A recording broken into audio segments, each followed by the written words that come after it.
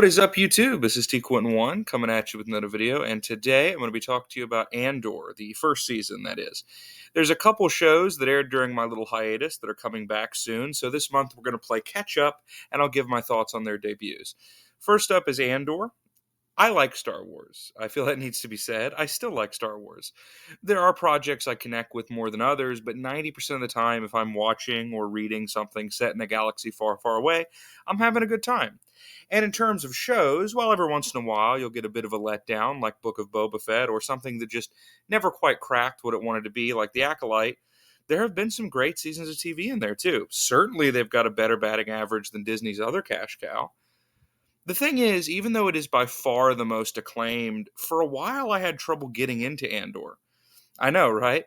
The guy who binged Ahsoka and Obi-Wan no problem kept putting off what was described as maybe the best thing to have the Star Wars name on it. I think a big reason for that is, at first, this didn't feel like Star Wars to me. To some who were sick of all the spin-offs and prequels, this was a breath of fresh air, but something just felt off back when this first came out.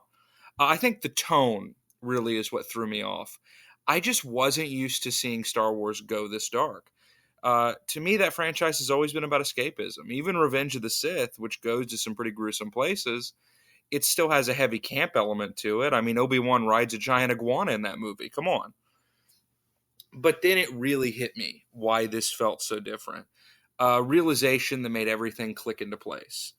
This is the first Star Wars project that is full stop made for adults. And as soon as I figured that out, I really fell in love with this show. Maybe you're tired of hearing people rave about it, but it's true. Andor Season 1 really is as good as you've heard.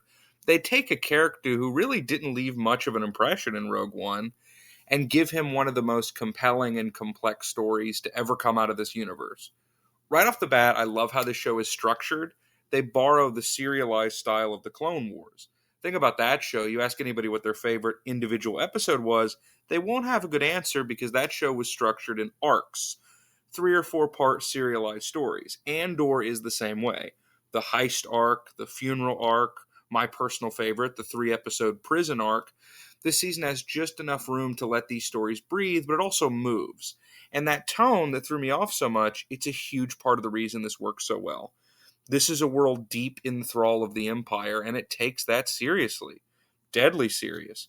There are some world-class actors here giving it their all. Stellan Skarsgård stands out especially.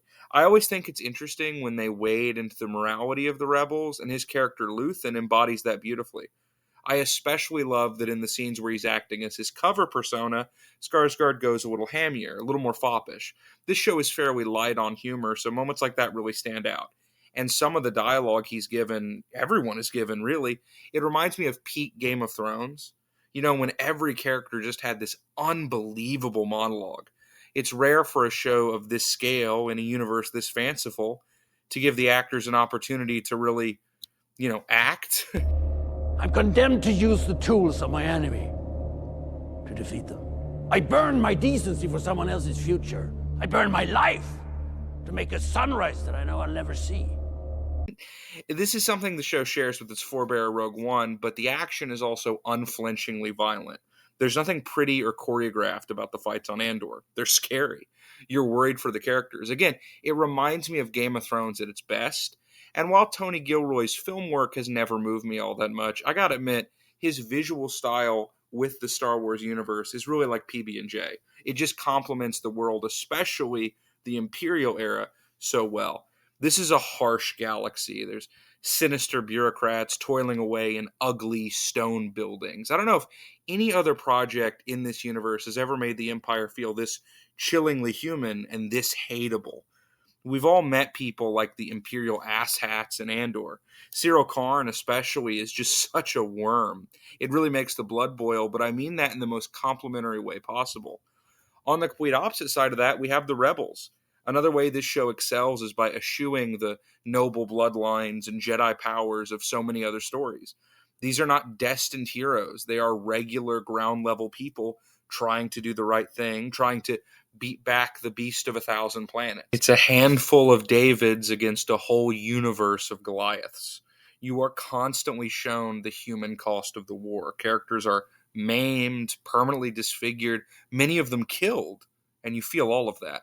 The show, funnily enough, is one of the few times Star Wars actually feels like a story about war, about the causes, and about the price.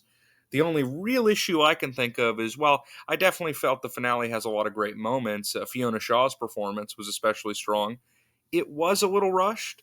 Luckily, in a couple weeks, we'll get the conclusion to this story, and I can't wait. Andor represents a Star Wars that has, after 50 years, grown up with its audience. It's a great season of TV, and I'll give it a 9 out of 10. This is T. Quentin 1 signing out.